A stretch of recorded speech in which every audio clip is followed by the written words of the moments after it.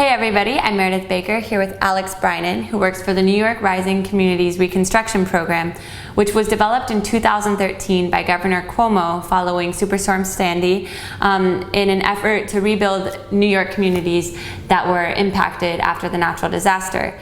And I thought this would be an important topic to cover because, as some of you may know, the 10-year anniversary of Hurricane Katrina recently happened, and then it resurfaced in the news. And oftentimes after a natural disaster, it's heavily covered for a few weeks, and then there's no mention of it when the actual long-term rebuilding needs to be done. So I thought it would be interesting to look at New York as a case study.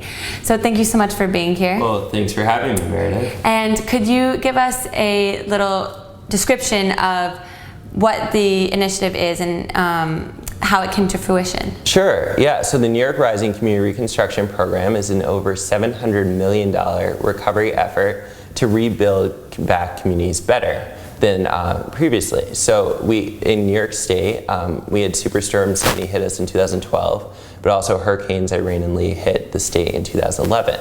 So the idea was to empower local committees of leaders throughout the state in the most heavily impacted communities, and we work in 124 to create proposals and recommendations and projects to rebuild their communities sustainably. So it's a grassroots approach, kind of mobilizing these community leaders and tailoring the recovery projects specifically to each community. Exactly, yeah, it's a bottoms-up approach. Our office enables the committees of stakeholders who represent the diverse views and such as homeowners, small businesses, nonprofits. We consulted elected officials too. So it really addresses everyone's needs. And then all meetings were open to the public, and they created these great recommendations and projects that resiliently rebuild their communities. And as you had mentioned to me before, some people who had not even previously held elected positions after this initiative entered into local government, is that? Yeah, what's so great about it is it empowered these local committees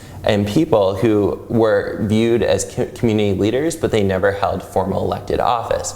So several have actually ran for elected office in one sense. That's amazing. Yeah, this was an 8-month planning process. It started in 2013, but still continuing to 2015. Communities tailored the process to their own needs and figured out how best to implement their projects. And can you give us some examples of those projects? Yeah, so in a community in upstate New York, part of their downtown was flooded by a river. And so there's a lot of farmland in Delaware County, so they actually moved part of the downtown away from the river onto this farmland and turned the downtown into a green plain that allows recreational opportunities. In Lower Manhattan, for instance, we're working with a series of nonprofits to create community recovery centers to help aid people during Superstorm Sandy, but also give relief in future storm events. Well, this definitely sounds like it could be a blueprint that's implemented in future communities after these natural disasters. And I wanted to ask you as an ending question, in what ways do you think these long-term recovery efforts are kind of obscured in mainstream media? Yeah, so I think it's really unfortunate. You get a lot of coverage right after a hurricane or natural disaster or any disaster hits a community, but there's not a real focus about how you rebuild. And whether you just rebuild what was there or think creatively and propose innovative solutions to prevent future devastation. Because with climate change, these storms are going to occur with greater frequency and storm surges are rising.